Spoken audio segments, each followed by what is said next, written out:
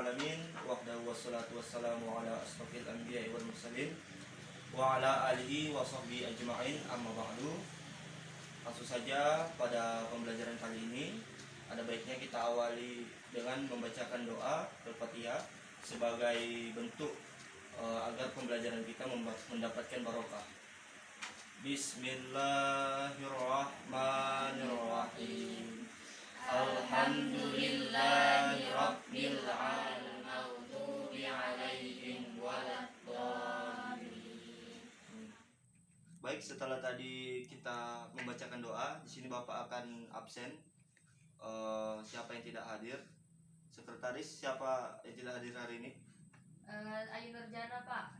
Itu apa keterangannya? Sakit, Pak. Baik, sakit. Sudah, cuma itu? Sudah, Pak. Oke, baik. Jadi anak-anak, materi yang sebelumnya itu kita tentang apa semalam? Tentang wudhu, Pak. Jadi salah satunya rukun wudhu itu berapa? Ada 6. Ya, jadi rukun wudhu ada 6, mulai dari niat sampai kepada tertibnya. Dan langsung saja kita masuk kepada pembahasan kita, yaitu kita membahas mengenai masalah-masalah pada sholat fardu. Gitu. Jadi ketentuan sholat fardu itu apa aja? Di sini akan Bapak jelaskan secara satu persatu, yaitu dalam sholat fardu ada yang namanya, yang pertama,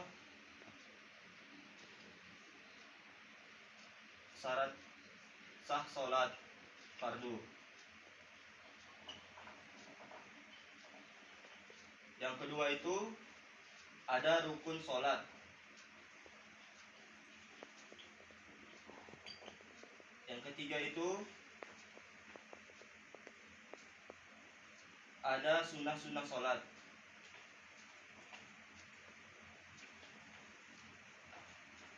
Dan yang keempat terakhir yaitu ada yang membatalkan sholat.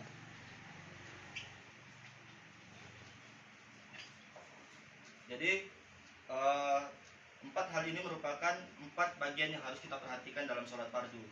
Jadi adapun dimulai dari syarat sah sholat fardu itu dalam kitab Fathul Mu'in itu ada 6 begitu. Yang pertama itu apa?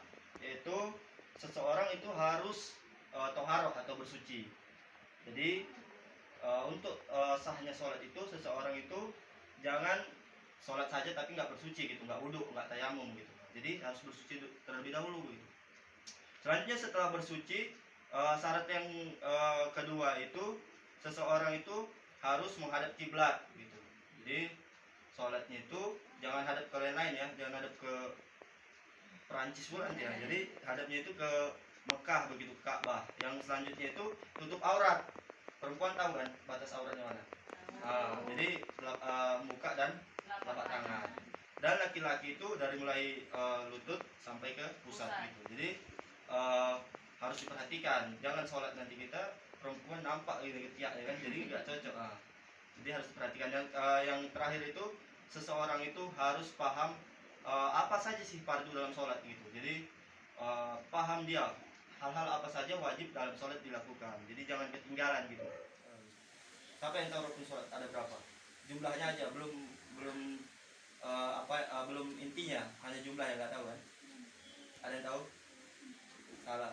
Jadi rukun sholat itu ada 13. Jadi 13 ini nggak boleh ditinggalkan dalam sholat gitu.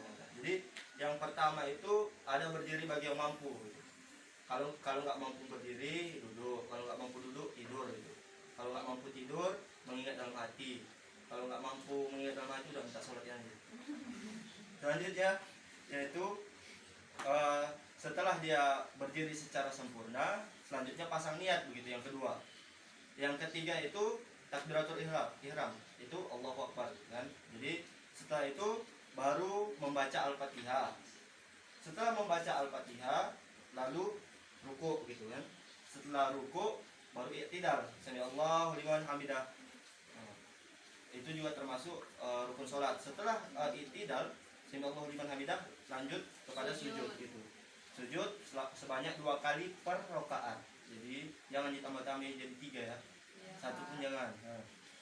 Jadi harus 2. Setelah sujud itu adalah duduk di antara 2 sujud. Duduk di antara 2 sujud. Setelah duduk di antara 2 sujud, lalu itu ada namanya tasahud. Nah, tasawuf awal, tasawuf akhir. Lalu apa lagi? Yaitu membacakan doa tasawuf gitu. Jadi dibaca at-tahiyatul mubarakatus ya kan? Iya Pak. Nah, pas. Selanjutnya itu adalah membacakan sholawat setelah tadi tasawuf itu.